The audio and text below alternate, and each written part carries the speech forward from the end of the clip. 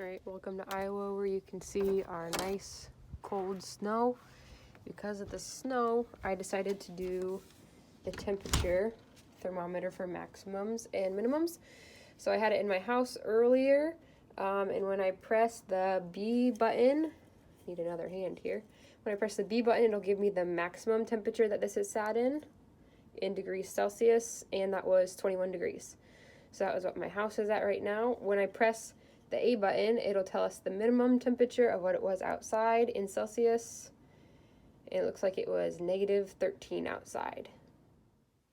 Alright, for the second part of the improve it stage, we're supposed to change it from degrees Celsius to Fahrenheit. So here I have that it's reading it, and that puts it into the Celsius.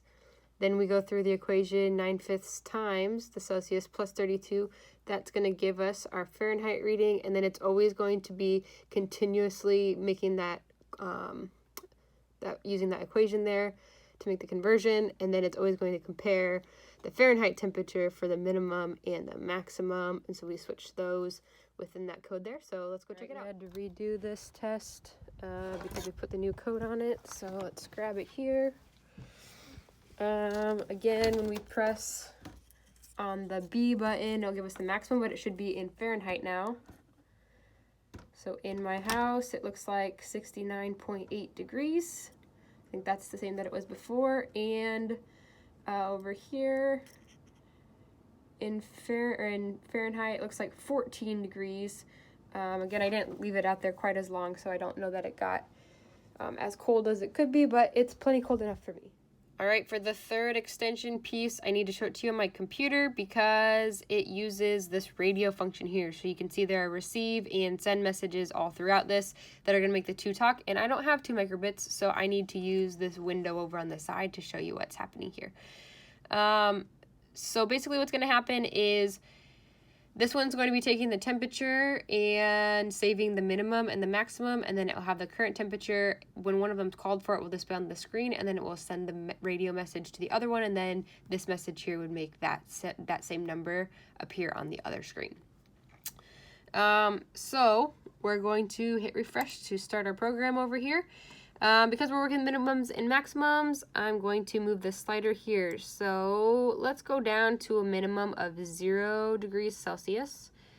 My program is going to take that and convert it into Fahrenheit. You can see it up here, and then it also does it up a little bit higher as well because I had to get it to do it for the first one. So that should show up as 32 degrees, and then we'll take that slider and go to a higher degrees, like 40 degrees. 40 degrees, I believe, is the same as 104 degrees Fahrenheit, so that should pop up for the maximum. And then we'll pretend that we're in Florida and not in Iowa, and it's a nice 30 degrees, which is about 86 degrees here. So when I do that, we're going to go down here now, and we can see the radio function is right here. So when I hit A, I should have a 32 pop up on the screen, and then after that, it'll send the message and pop up down here once it's received. So there is 32, and then it pops up down below. So that was the minimum. The maximum you get by pushing B. There is 104 degrees, and it pops up down there.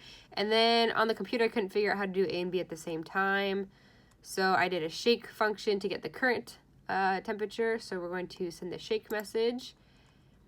It'll pop up there as 86 degrees. And then it'll show up down here.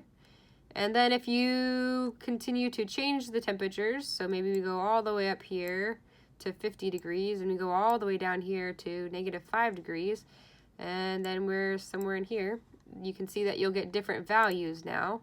For my minimum, now says 23 degrees, and it will send that message to the other microbit, and then the maximum is now 122 degrees. And there is the message there. And if I shake it, we get 48 degrees. And then the message should show up here.